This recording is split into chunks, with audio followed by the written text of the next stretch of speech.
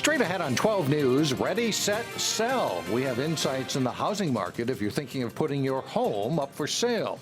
Plus, a Hy-Vee hiring push. A grocery chain attempts to fill hundreds of jobs. But first, new details in the Plymouth officer-involved shooting. 12 News starts right now. Hello, everyone, and thanks for joining us. I'm Mike Johnson. And I'm Shannon Slatton. The man fatally shot by Plymouth police last week was apparently dealing with a mental health crisis when he got into a scuffle with police. The Star Tribune reports Derek Wolfsteller called police for help about the same time an Arby's employee called about a disturbance at the restaurant. When police arrived at the Arby's off Revere Lane last Thursday night, two people inside the restaurant were trying to subdue Derek Wolfsteller. A police officer tried to use her taser, and when that didn't work, she tried to physically subdue the man herself. That's when the state investigators say Wolfsteller tried to grab the gun of Officer Amy Thurkelson. And it happens a lot, more so than many people think. The people who work with police officers at Hennepin Technical College say it's a situation they train for. It comes on so quickly that somebody can attack you and trip you or throw something at you that may enable you not to be able to protect your gun. It's the same crap, man. That's the problem, okay? I just want to be alone. In this training scenario, a suicidal man takes a gun from an officer and a backup officer responds. Stay calm, let the officer go! Do not grab the gun! Do not grab the gun! Mylan Mason, who directs the law enforcement program, says the situation can turn in a matter of seconds. You always have to remember that when you go into a situation, there's always a weapon, and that weapon is yours. So it could be taken away from you at any time in any situation. So you have to be careful of the fact that that weapon could be used against you. They also teach tactics to keep a gun from being taken, but sometimes there are few choices. Maybe if you're going to fall on your gun so that you can protect it from somebody in a close situation. But there are times when you're just trying to survive yourself. The Plymouth Police Chief Mike Goldstein says Officer Thurkelson followed her training and tried other options first. In the end, she gained control of her weapon and fired, shooting Wolfsteller in the head. Wolfsteller was 31 years old. Court records show he had an extensive police history ranging from theft crimes to drug possession and drunken driving. The shooting is still under investigation. A Robbinsdale man was killed riding a motorcycle in Osseo County. According to State Patrol, 70-year-old Dexter Olson was operating the motorcycle Sunday afternoon when he collided with a car at an intersection north of St. Francis. He was airlifted to HCMC where he died. A passenger on the motorcycle, 64-year-old John Siravatka of Minneapolis, suffered serious injuries. The State Patrol says neither person on the motorcycle was wearing a helmet. The driver of the car was not hurt. Brooklyn Park Police are investigating an assault of a woman riding her bicycle. According to police, the assault occurred Sunday evening in the 2900 block of Edinburgh Parkway. Police say a man pushed the woman off her bike and began touching her before running off. The assailant is described as a middle-aged white man wearing a dark hooded sweatshirt and basketball shorts. The woman was not seriously hurt. Well, this week kicks off Hy-Vee's massive recruitment efforts to fill 650 open positions at its store opening in New Hope. The grocery store chain is holding interviews this week at a New Hope church. Cassie Bonstrom joins us with more. Cassie? Yeah, Hy-Vee is looking for 500 part-time and 150 full-time employees. The Iowa-based grocery chain is hoping to fill all the openings before the New Hope store opens in mid to late September. New Hope. We have everything from, pharmacy tech positions to meat specialist positions to server positions, bartender positions within the Hy-Vee Market Grill. Pretty much any area or facet of the store that you could think of, we have positions both part-time and some full-time available right now.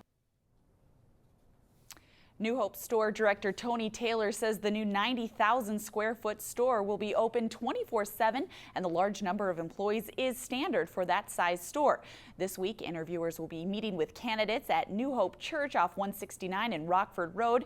If you're interested in one of those jobs, Hy-Vee asks that you apply first online and then show up anytime between 10 a.m. and 7 p.m. Tuesday and Wednesday, or between 10 a.m. and 6 p.m. on Thursday. Many of the full-time positions are already filled, so they are mainly looking to fill part-time positions. The new Hope store and another one in Oakdale are the first two in the metro area, but the company hopes to expand rather quickly. So while filling all 650 positions at each store will be a challenge, Taylor says he hopes candidates see the potential as well. There's a lot of opportunities to not just have a job, but have a career. You know, we will be opening quite a few stores in surrounding communities in the upcoming years. And so, you know, it's an opportunity to get your foot in the door within Hy-Vee, but not just have a job, have a career. One of the potential sites for another store is in Brooklyn Park along the Highway 610 Zane development area. Mike and Shannon, the City Council will discuss the issue at its meeting tonight. All right, thank you, Cassie.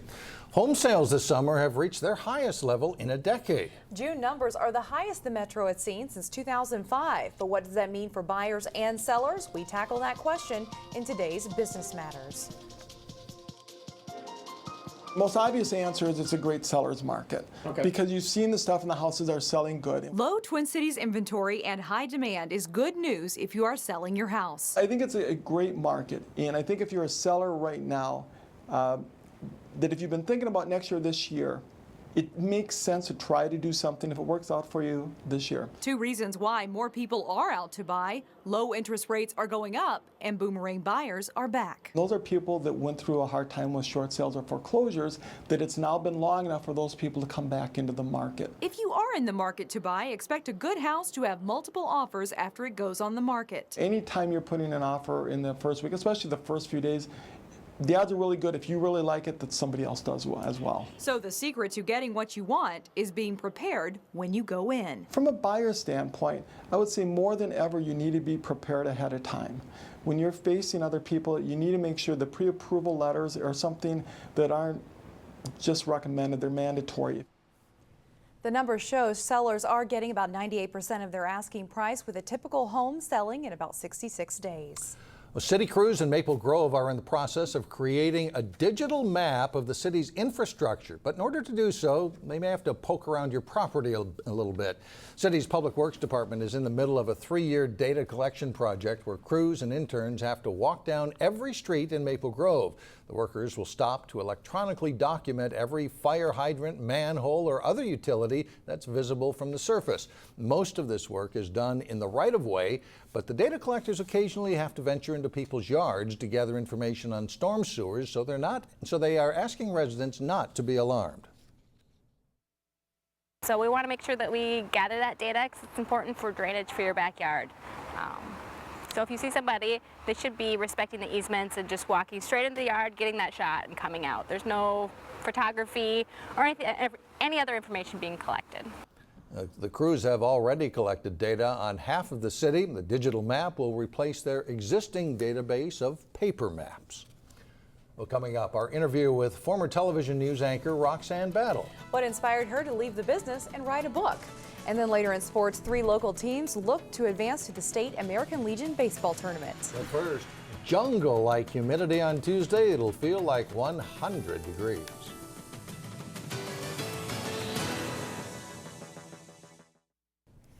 A former Twin Cities news anchor is sharing her story about life, the disappointments and the triumphs. Roxanne Battle is the author of the new book, Pockets of Joy. Reporter Sonia Goen sat down with Roxanne at her Plymouth home to talk about the bestseller.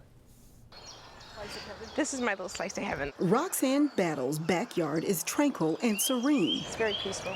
It's a stark contrast to the hectic life as a television news anchor. I was at CARE almost 15 years. In front of the camera, Roxanne's life appeared glamorous. At home, my life had fallen apart. It was a very challenging time of my life. She wrote about those challenges in the book, Pockets of Joy, deciding to be happy, choosing to be free. I was newly divorced, had an 11-month-old baby, and I had this new job on TV, and I had to put my whole life back together on camera. The book is very personal. In Chapter 2, she talks about being a single parent and struggling financially. I cried when I wrote it. She recalls the time she had just enough money to buy her son Jared, who was 2 at the time, a Happy Meal. while she had to do without. To this day, Sonia, I wonder if that little 2-year-old saved me that nugget. Roxanne says those struggles made her stronger. Look at my loving little child. I'm going to put my life back together. I'm working in a career that I love, and I'm going to make the best of it. She found peace and purpose in the middle of her conflict. Yeah, I had some pain. Yeah, I cried. Yeah, things fell apart. But you know what? We put them back together again. And I decided to look for the joy, the pockets of joy in my life. Roxanne eventually left television. She says it was a difficult decision. I think when I walked away from TV news, I really got in touch with who I am as a person. Roxanne says she hopes her book will inspire others to find their own pockets of joy. Happiness is a direct result of our decisions and our choices. We can choose to be happy. We can choose to be free. In Plymouth, Sonia Goins, 12 News. Roxanne Battle has remarried and her son Jared is in college. Pockets of Joy was released in May and became an instant bestseller, ranking among the top best-selling single parenting books on Amazon. Well, coming up, a different way to try yoga. This way involves getting out on the water. But first, championship highlights from the Crystal Frolics softball tournament. John Jacobson is in next. John Jacobson with sports. We're talking about Legion baseball and, a whole lot of runs. A lot of runs for the winning team. Yeah, they had a very good sub-state tournament. We are into the final week of July, and the playoffs are wrapping up in many summer sports. 3 local teams played in sub-state finals in American Legion baseball, including Champlin Park. They faced Coon Rapids in the sub-state 9 final. The Rebels give up a run on the top of the first, but they get it right back. Tim Munn's RBI single brings in Noah Booley, and we're tied at 1. Munn steals second and goes to third on a pass ball, and then he comes home on Riley Johnson's opposite field hit. Johnson gets a triple and scores on a sacrifice fly for a 3-1 Champlin Park lead after 1.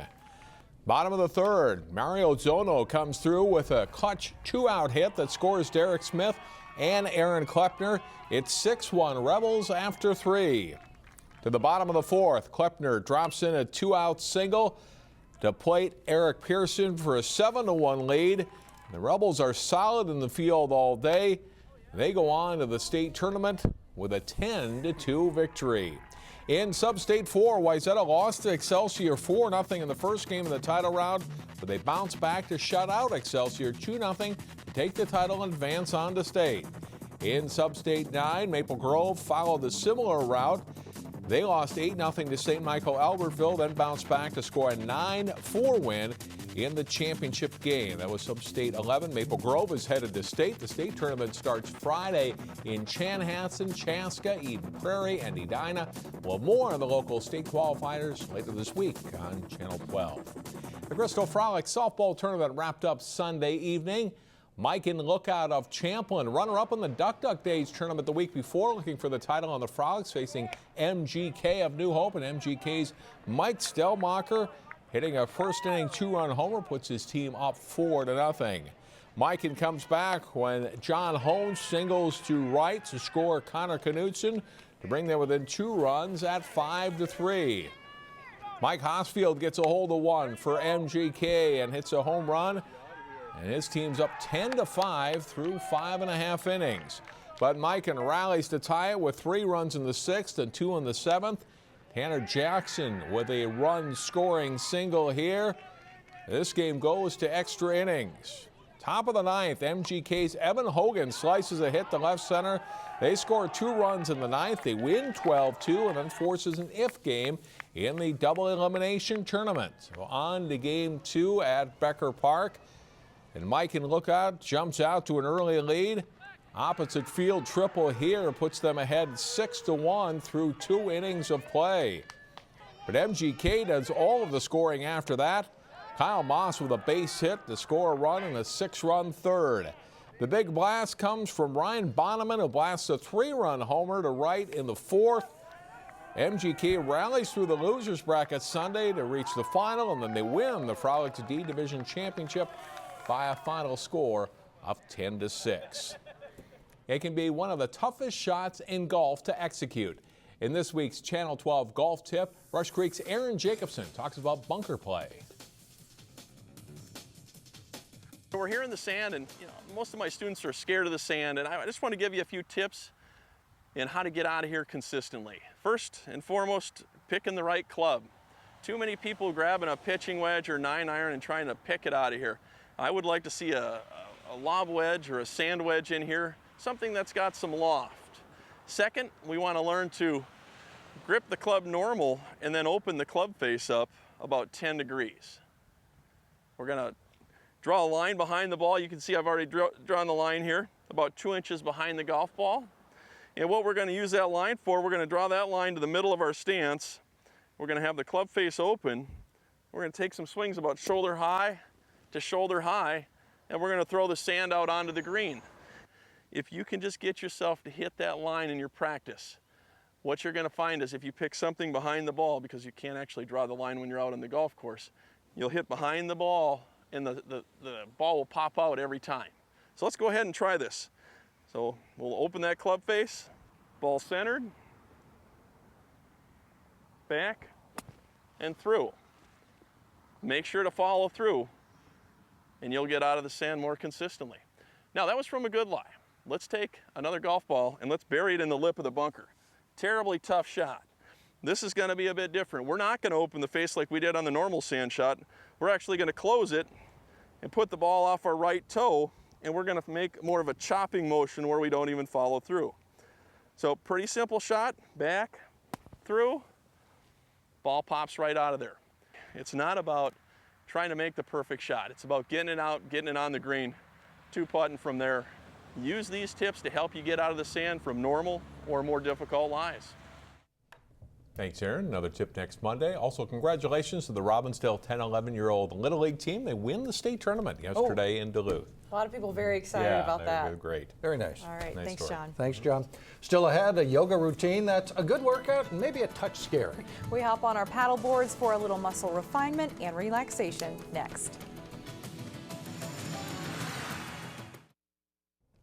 Yoga enthusiasts now have a new way of enjoying their favorite form of exercise in the Northwest Metro. The Three Rivers Park District has partnered with 2 local yoga studios to offer stand-up paddleboard yoga for the second straight summer. A group of 7 people got out onto Fish Lake for the class this morning. Instructors say they focus on balance and core strength while sharing a few laughs along the way. Yoga is also building your mind and your body and your spirit, and so combining water, paddleboarding as an exercise, and asanas in yoga, it doesn't really get any better than that, I don't think. The classes are $35 each or $90 for a series. This was the final Monday class, but more opportunities will be available on Wednesdays and Saturdays through the end of August. And to sign up, you can visit the Three Rivers website. And as long as our photographer was out there, he said he did not see anybody actually fall into the water. I think you would disrupt class just a little bit if you did. I think a few of them jumped just to cool off. Good. We'll see you tomorrow.